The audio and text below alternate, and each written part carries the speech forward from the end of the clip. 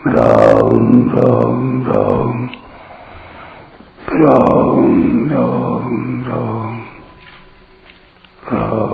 राम राम नारायण नारायण। संबंध। 7वें अध्याय के आरंभ में भगवान ने साधक के लिए 3 बातें कही थीं।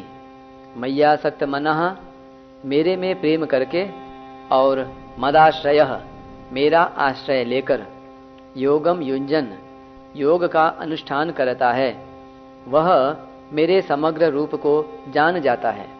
उन्हीं 3 बातों का उपसंहार अब आगे के 2 श्लोकों में करते हैं।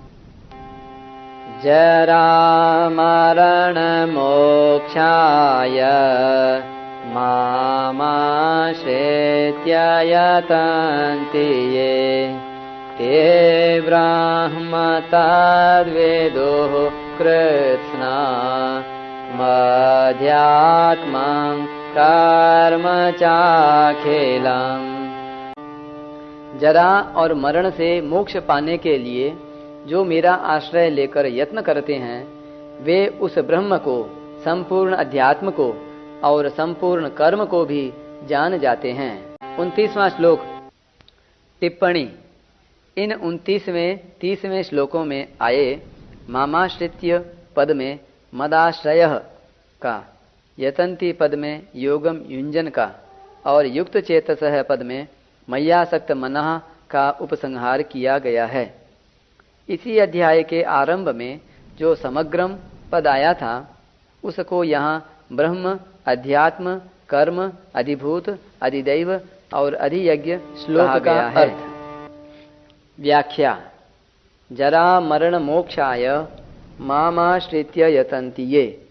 यहाँ जरा यानी वृद्धावस्था और मरण से मुक्ति पाने का तात्पर्य यह नहीं है कि ब्रह्म, अध्यात्म और कर्म का ज्ञान होने पर वृद्धावस्था नहीं होगी, शरीर की मृत्यु नहीं होगी।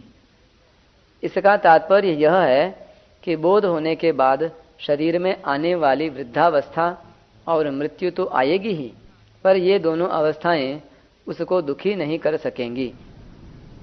जैसे 13वें अध्याय के 34वें श्लोक में भूत प्रकृति मोक्षम कहने का तात्पर्य भूत और प्रकृति अर्थात कार्य और कारण से संबंध विच्छेद होने में है। ऐसे ही यहाँ जरा मरण मोक्षाय कहने का तात्पर्य जरा, मृत्यु आदि शरीर के विकारों से संबंध विच्छेद होने में है।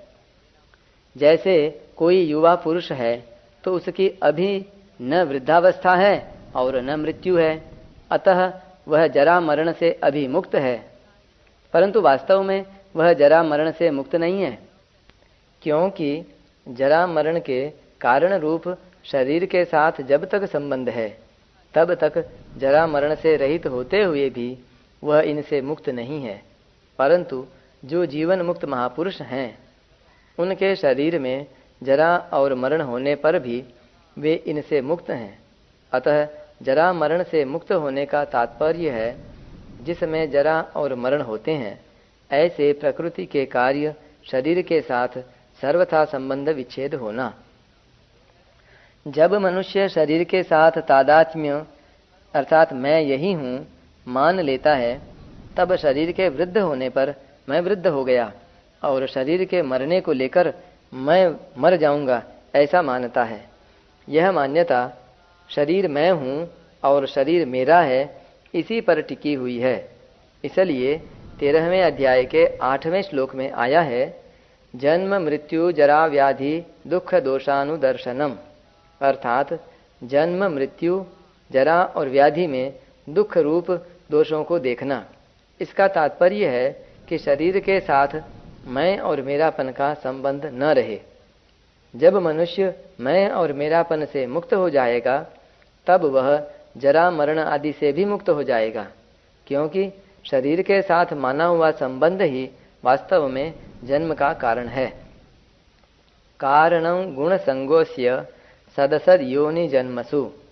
वास्तव में इसका शरीर के साथ संबंध नहीं है, तभी संबंध मिटता है। मिटता वही है जो वास्तव में नहीं होता। यहाँ मामाश्रित्य यतन्ति ये पदों में आश्रय लेना और यत्न करना, इन दो बातों को कहने का तात्पर्य है कि मनुष्य अगर स्वयं यत्न करता है तो अभिमान आता है कि मैंने ऐसा कर लिया जिससे ऐसा हो गया, और अगर स्वयं यत्न न करके भगवान के आश्रय से सब कुछ हो जाएगा ऐसा मानता है तो वह आलस्य और प्रमाद में तथा संग्रह और भोग में लग जाता है। इसलिए यहाँ दो बातें बताईं कि शास्त्र की आज्ञा के अनुसार स्वयं तत्परता से उद्योग करे और उस उद्योग के होने में तथा उद्योग की सफलता में कारण भगवान को माने। जो नित्य निरंतर वियुक्त हो रहा है ऐसे शरीर संसार को मनुष्य प्राप्त और स्थायी मान लेता है। जब तक वह शरीर और संसार को स्थायी मानकर उसे महत्ता देता रहता है तब तक साधन करने पर भी उसको भगवत प्राप्ति नहीं होती। अगर वह शरीर संसार को स्थायी न माने और उसको महत्व न दे तो भगवत प्राप्ति में देरी नहीं लगेगी।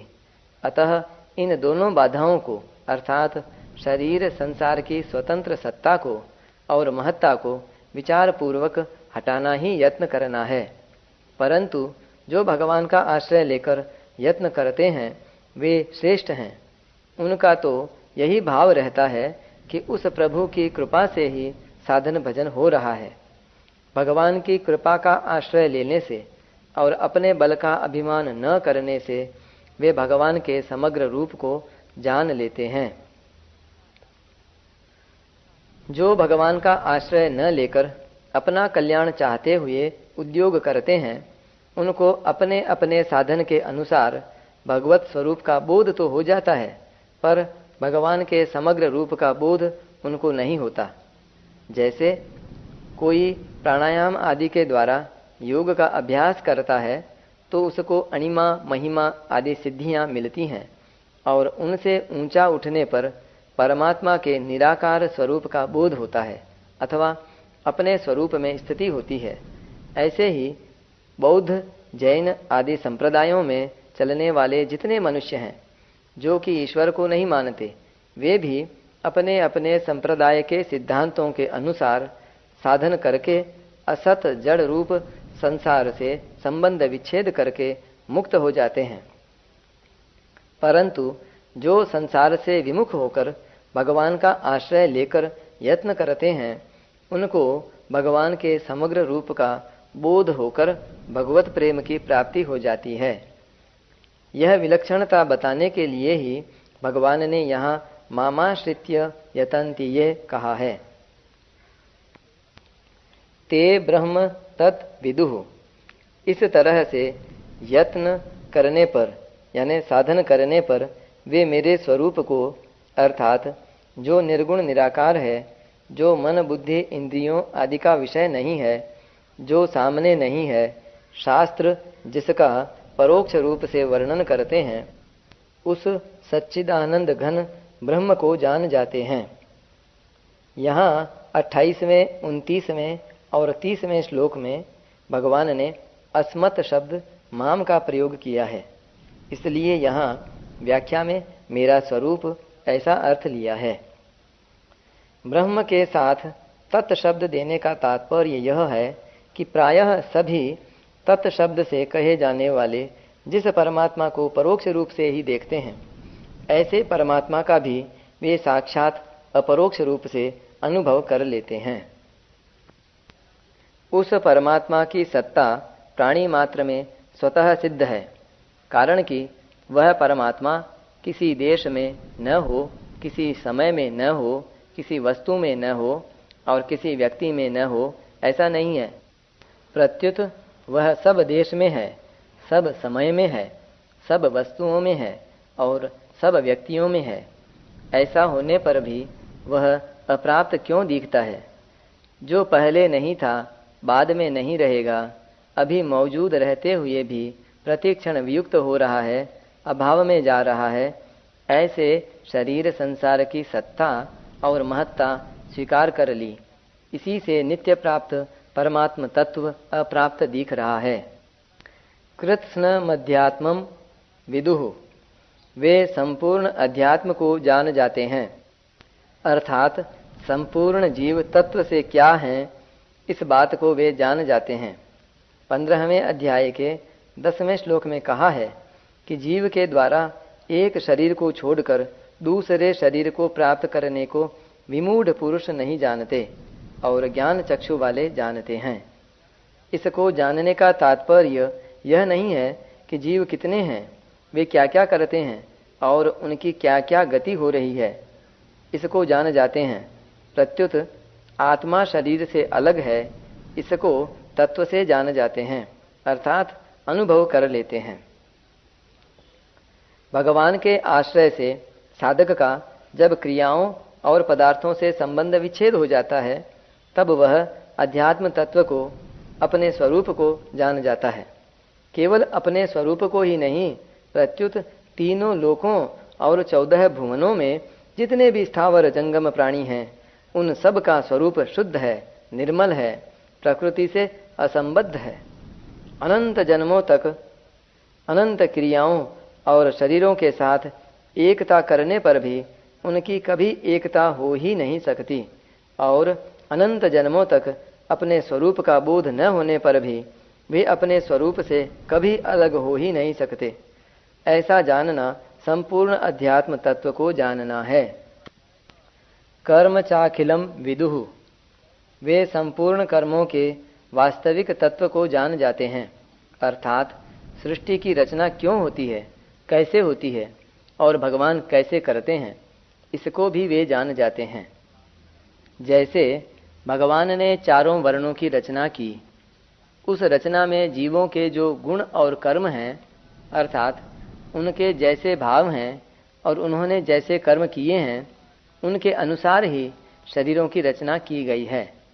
उन वर्णों में जन्म होने में स्वयं भगवान की तरफ से कोई संबंध नहीं है, इसलिए भगवान में कर्तृत्व नहीं है और फलेच्छा भी नहीं है। तात्पर्य यह हुआ कि सृष्टि की रचना करते हुए भी भगवान कर्तृत्व और फलाशक्ति से सर्वथा निर्लिप्त रहते हैं। ऐसे ही मनुष्य मात्र को देश काल परिस्थिति के अनुरूप जो भी कर्तव्य कर्म प्राप्त हो जाए, उसे कर्तृत्व और फलाशक्ति से रहित होकर करने से वह कर्म मनुष्य को बांधने वाला नहीं होता, अर्थात वह कर्म फलजनक नहीं बनता। तात्पर्य है कि कर्मों के साथ अपना कोई संबंध नहीं है। इस तरह उनके साथ निर्लिप्तता का अनुभव करना ही अखिल कर्म को जानना है। जो अनन्य भाव से केवल भगवान का आश्रय लेता है, उसका प्राकृत क्रियाओं और पदार्थों का आश्रय छूट जाता है। इससे उसको यह बात ठीक तरह से समझ में आ जाती है कि ये सब क्रियाएं और पदार्थ परिवर्तनशील और नाशवान हैं, अर्थात क्रियाओं का भी आरंभ और अंत होता है तथा पदार्थों की भी उत्पत्ति और विनाश, संयोग और वियोग होता है। ब्रह्मलोक तक की कोई भी क्रिया और पदार्थ नित्य रहने वाला नहीं है, अतः कर्मों के साथ मेरा किंचिन मात्र भी संबंध नहीं है। यह भी अखिल कर्म को जानना है। तात्पर्य यह हुआ कि भगवान का आश्रय लेकर चलने वाले ब्रह्म, अध्यात्म और कर्म के वास्तविक तत्व को जान जाते हैं, अर्थात भगवान ने जैसे कहा है कि यह संपूर्ण संसार मेरे में ही ओतप्रोत है और सब कुछ वासुदेव ही है, ऐसे ही वे भगवान के समग्र रूप को जान जाते हैं कि ब्रह्म, अध्यात्म और कर्म ये सभी भगवत स्वरूप ही हैं। भगवान के सिवाय इनमें दूसरी कोई सत्ता नहीं है।